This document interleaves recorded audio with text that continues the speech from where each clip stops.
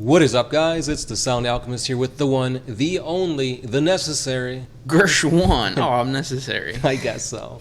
And today we're back at it to answer more questions from you guys in another For the Greater.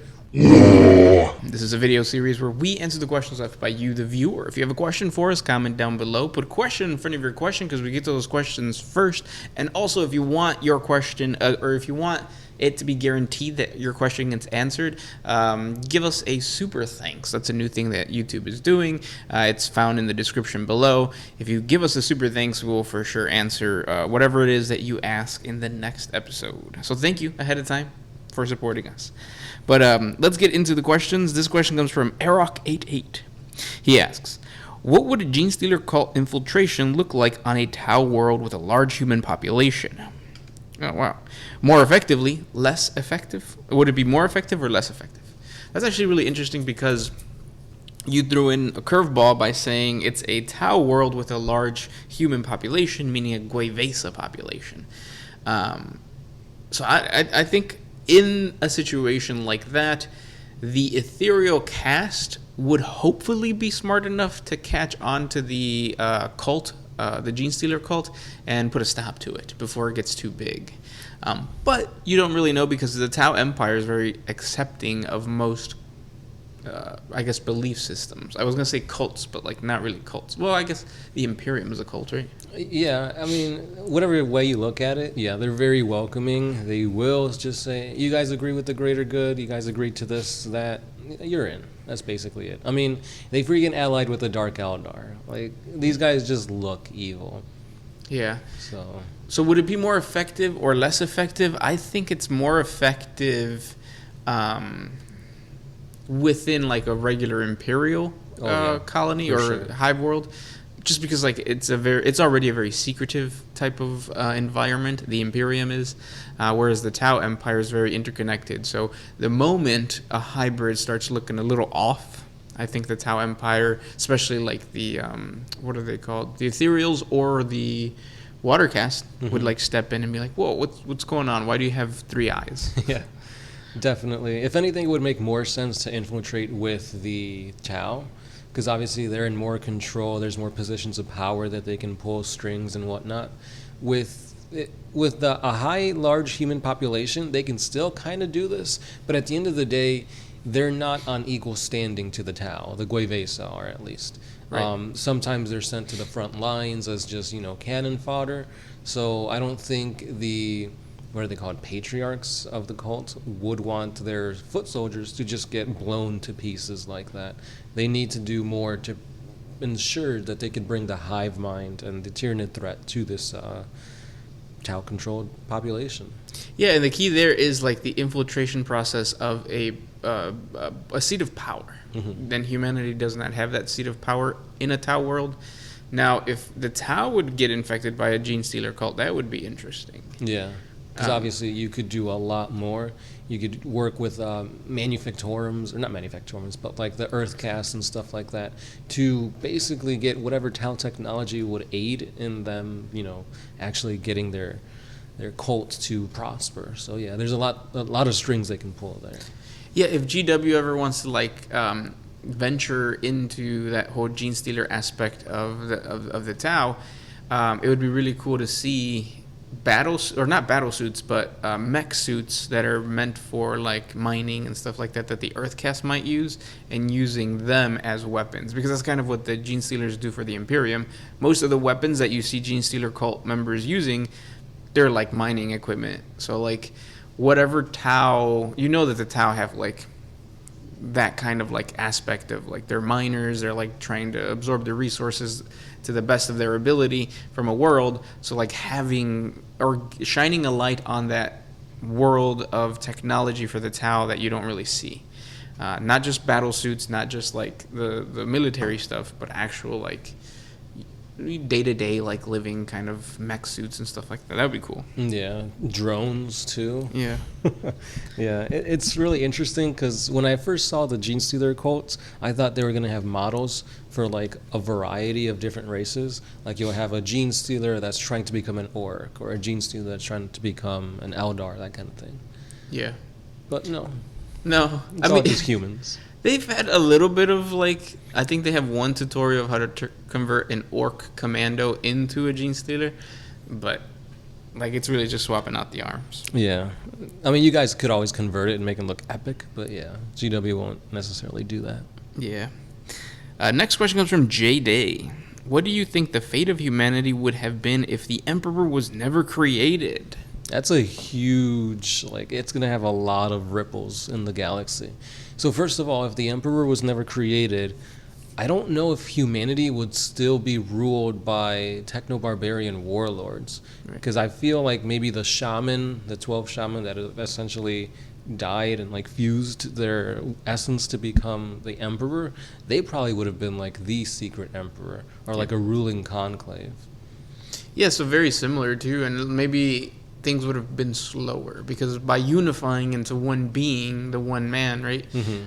They were able to like direct. Like it's better just to have one person in terms of like military control. Yeah. But having a conclave, maybe that would have been more conflict. Definitely, because anytime we see like a council or like there's like a syndicate or something, there's always people on both sides of like whatever you're trying to do, and that's going to cause civil war, and it's just, you need a one mind syndicate Boom, boom, boom. to rule the Imperium.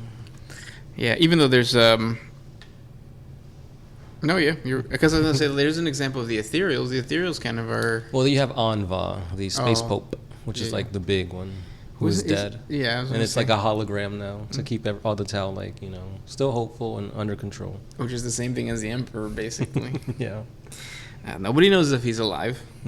But say that didn't happen and it was just a whole bunch of techno-barbarian warlords on Earth, I don't think humanity would have been, you know, unified. We would never have Space Marines, the Imperial Guard.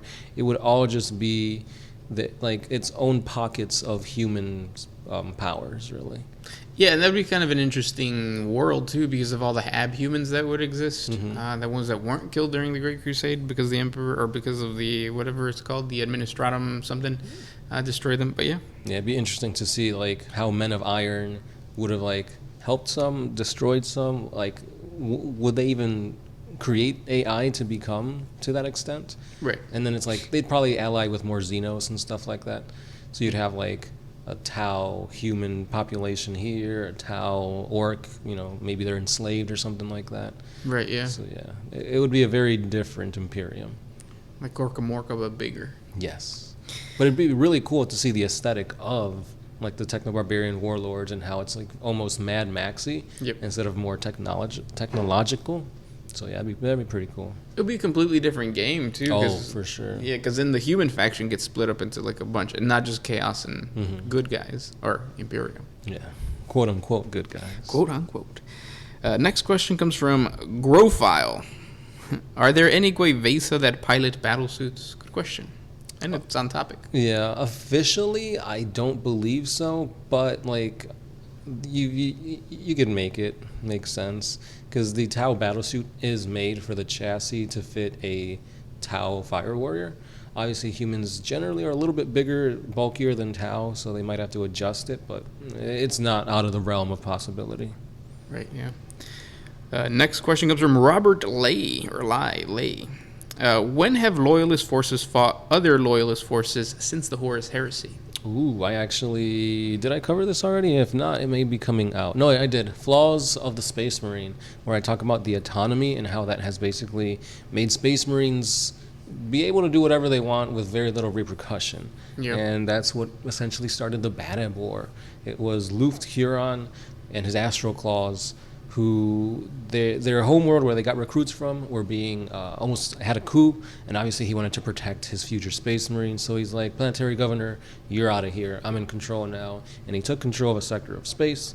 Eventually, you know, absolute power corrupts absolutely, so he became not chaos, but just rogue. He went rogue, and he got other Space Marine chapters on his cause. The Imperium sent other Space Marines, so you did see Space Marines fighting against Space Marines without the aid of chaos. Until near the end of the war, that's when chaos popped its head in.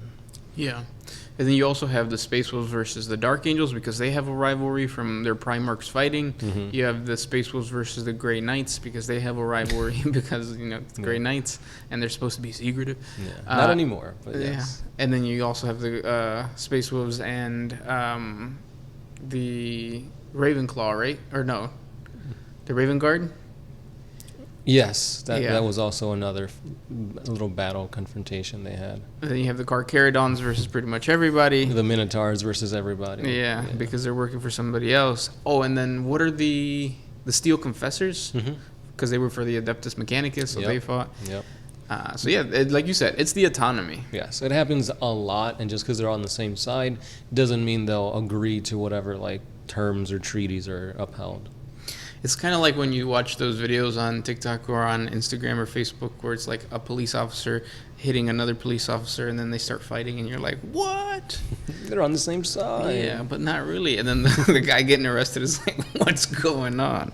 Except in the Imperium, the civilians die. Mm-hmm.